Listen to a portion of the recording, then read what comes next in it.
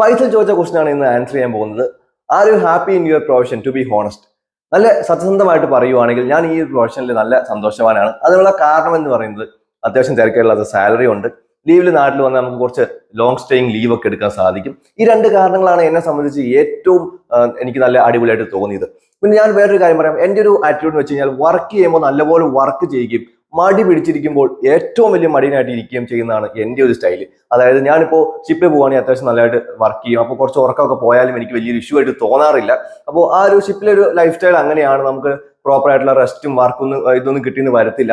അപ്പോൾ ആ ഒരു ഇത് എനിക്ക് വലിയ ഇഷ്യൂസ് ഇല്ല. അതിനുശേഷം നാട്ടിലെത്തിക്കഴിഞ്ഞാൽ ഞാൻ ഇത്രയും വലിയൊരു മടിയനാണ്. ഞാൻ രാവിലെ എഴുന്നേക്കുന്നത് 11 മണിക്കും 12 മണിക്കൊക്കെയാണ്. അപ്പോൾ അത്രയും വലിയ അതൊരു ക്രെഡിറ്റോട് കൂടി പറയുന്നതല്ല, പക്ഷെ ഞാൻ അങ്ങനെ ഒരു ലൈഫ് സ്റ്റൈലാണ് ഇഷ്ടപ്പെടുന്നത്. അപ്പോൾ ആ ഒരു ലൈഫ് സ്റ്റൈലിലാണ് ഞാൻ ജീവിക്കുന്നത്.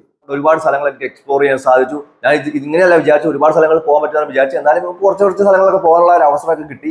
അതുപോലെ തന്നെ നമുക്ക് നാട്ടിലെത്തിക്കഴിഞ്ഞാൽ ലീവിൽ വലിയ വർക്കിംഗ് പ്രഷറോ അല്ലെങ്കിൽ വേറെ മെസ്സേജ് വരിക, മെയിൽ വരിക, അങ്ങനത്തെ വേറെ ടെൻഷനൊന്നുമില്ല.